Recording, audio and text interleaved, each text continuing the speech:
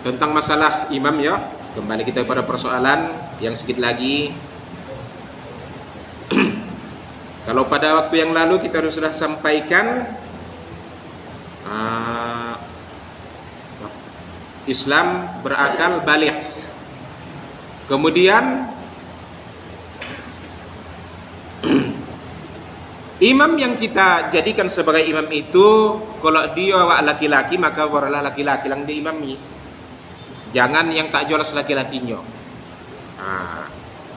Jadi kalau kita berimam laki-laki, berimam kepada orang yang tidak jelas laki-lakiannya atau waria disebut, maka tak sah sembahyang, tak sah sholatnya. Maka dalam agama, kalau kaum wanita, maka boleh yang menjadi imamnya kaum wanita juga, kecuali mazhab Hanafi. Begitu juga kalau kaum waria, maka dia boleh mengimami kaum waria juga. Tetapi kalau laki-laki, maka harus laki-laki juga lah yang mengimaminya, yang 100% laki-laki. Jadi tidak boleh yang tak jelas kelaki-lakiannya. Dan ini juga kadang mau juga seorang itu laki-lakinya dia, tapi kadang gaya baca kapnya mau juga apa, ya kan? Tapi tak pala itu jadi ukurannya. Yang betul-betul waria dia, yang tidak jelas kelaki-lakian dia. Jadi gimana definisi kedudukan wanita dengan unsa? Apakah tidak bisa wanita mengikut unsa? Oh bisa, wanita mengikut unsa bisa. Makanya pun kalau dalam aturan sholat iya kan, pertama itu yang paling depan laki-laki. Kalau ada unsa pertengahan, baru kalau ada wanita, baru wanita di belakangnya. Begitulah urutannya. Jadi di bawah kita orang.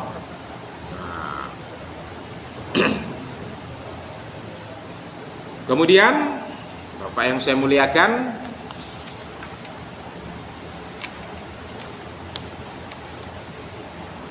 suci dari hadas. Ini juga kadang membuat persoalan. Jadi seorang imam yang kita jadikan sebagai imam itu suci dari hadas dan najis, taharatum minal hadasi wal khubs. Hanya saja kalau yang menjadi imam kita ini kadang lain mazhab sama ini kadang jadi persoalan itu. Kalau menurut kita mazhab Syafi'i, apabila seseorang itu sudah bersalaman dengan istrinya berhadas tidak? Kan pasti udah berhadas dia kan, walaupun hadas kocik namanya, berarti dah batal wuduknya. Tiba-tiba sudah begitu kita tengok jadi imam kita pula dia. Ini sulitnya masalah suci dari hadas dan najis ini. Kalau kita yang satu mazhab itu bisa lah, tetapi kalau beda mazhab maka akan payah. Jadi kalau aku pula, kalau sudah nampak aku begitu ya kan, tadi dia aku tengok bersalaman sama bininya, kemudian ku tengok tak ada ngambil wuduk, datang ke masjid langsung pula gelakan dia imam, jadi imam. Tak jadilah aku berjamaah itu. Kalau berjamaah di sengaja kamu bisa. Kita langsung berjamaah. Itu berjamaah di kamu itu mana tahu Oh, kalau di dalam mazhab Syafi'i dijelaskan, kalau nampak jelas tadi dia, nampak jelas, ya kan, bersalaman, habis itu dia jadi imam, maka kita sebaiknya tidak usah lagi berjamaah sama dia. Iya, kok nampak? Karena jelas nampak. Kita pelaksakan juga berjamaah, maka batal sholatnya. Begitu dalam keterangan mazhab Syafi'i. Tetapi kalau tak nampak, maka tak apa-apa. Apa? Ini di dalam penjelasan Syafi'i atau Syafi'iyah? Beda Syafi'i dengan Syafi'iyah. Karena begini Pak, 4 mazhab ini tidak diragukan lagi keimamannya. Masing-masing punya pendapat dan masing-masing punya dalil. Jadi kalau dalam penjelasan Imam Syafi'i, kalau kita lihat daripada keseluruhannya, dia tak ada membatalkan atau Syafi'iyah? Ya, jadi kan saya bilang tadi dalam mazhab Syafi'i. Jadi dalam keterangan mazhab Syafi'i kan saya bilang tadi ada mazhab Syafi'i. Enggak, begini Pak. Kalau Iya. mazhab Syafi'i mungkin keterangannya berbeda dengan Syafi'iyah. Syafi'iyah itu kan termasuk keturunan Syafi'i. Misalnya pengaruh dari ilmu kepada Syafi'i. Kalau Syafi'i ada yang memang mendalilkan bahasanya yang seperti kapan ucapkan tadi. Sholatnya. Dalam keterangan mazhab Syafi'i begitu dia. Mazhab Syafi'i menyatakan, kan saya bilang tadi gitu kan, mazhab Syafi'i, dalam keterangan mazhab Syafi'i, kalau sudah misalnya tadi dia nampak kita bersalaman lah sama istrinya, habis itu dia jadi imam, maka tidak usah jadi diperimam lagi. Tapi kalau nampak, dalam keterangan mazhab Syafi'i, ya kan, Syafi'iyah. Ya Syafi'iyah itu kan pengikut Syafi'i Pak, bukan Syafi'i yang Iya. Kalau Syafi'iyah orang yang Syafi'i. mengikuti Syafi'i.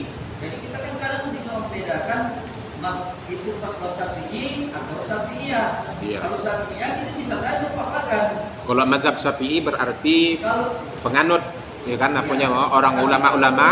di dalam keterangan Syafi'i saya lihat, itu belum ada fatwanya yang menyatakan begitu. Bisa Hanya dia saja. memfatwakan dalilnya ini apabila bersentuh dengan perempuan. Kalau dari mazhab lain bersentuh bukan itu maksudnya begini. Orang itu punya dalil, punya pemikiran. Iya. Nah, jadi itu dari dalam mazhab Syafi'i, ya, dalam mazhab Syafi'i, maka mereka menjelaskan seperti itu. Jadi kalau Imam Syafi'i sendiri memang tak ada, nampak aku memang tak ada. Cuma ulama mazhabnya menyatakan begitu. Jadi itulah tadi agak payah. Apalagi misalnya dalam mazhab Maliki, ya, mazhab Maliki, suci dari najis itu bukan suatu kewajiban, tapi hanya sunat muakkad. Berarti andai pun tak dilaksanakan tak apa-apa. Tiba-tiba jadi membawa dia tengok najis pakaiannya misalnya. Tapi dalam mazhab mereka itu tak apa-apa. Tapi itu kan sudah masalah. Makanya kalau yang seperti ini udah jelas nampak. Dalam keterangan mazhab Syafi'i, sebaiknya kita hanya berimam dengan orang yang satu mazhab dengan kita, supaya jangan ada timbul masalah. Walaupun dua mazhab lagi, Maliki dan Hambali menyatakan berimam kepada orang yang berbeda mazhab itu tak ada masalah sebenarnya bagi mereka. Tetapi kalau mazhab Hanafi sama mazhab Syafi'i menyatakan bahwa kalau kita tidak berimam, berimamlah yang semazhab dengan kita. Jangan beda-beda mazhabnya karena akan bisa menyebabkan terjadi masalah nanti. Kemudian salat selanjutnya, hendaknya seorang imam ini memiliki bacaan yang bagus. Ini jelas pula bacaan yang bagus dan mengetahui tentang seluk-beluk rukun-rukun salat. Ihsanul qiraat. Jadi bagus bacaannya. Kalau tidak belajar bagus itu.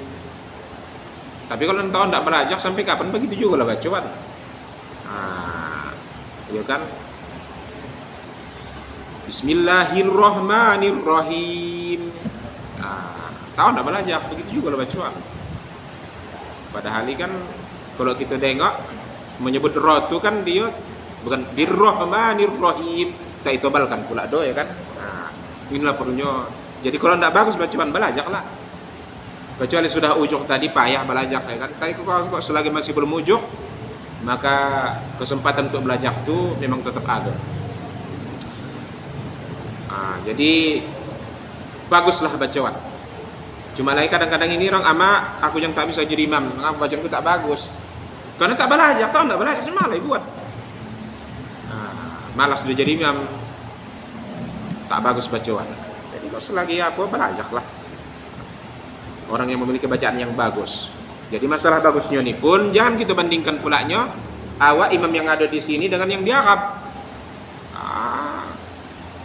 Nah, jadi tak apalah harus sungkat macam mana yang Imam Masjidil Haram itu harus begitulah. Tak apalah begitu kita pula. Nah, Jadi orang yang bagus bacaannya boleh diikut orang yang tak bagus bacaannya. Kan gitu kan? Kita imam bagus bacaannya. iya. Jadi orang tak pala bagus bacaannya, kita ikut yang bagus bacaannya. Kita mengimami orang yang tidak bagus bacaannya begitu. Yang bagus bacaannya.